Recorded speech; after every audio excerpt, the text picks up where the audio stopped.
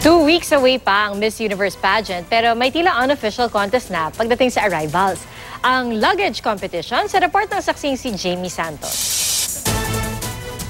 Hindi lang sa pagrampa o Q&A nagpapasiklaban ang mga nagdaratingang Miss U Beauties, kundi pati na rin sa dami ng bitbit na bagahe.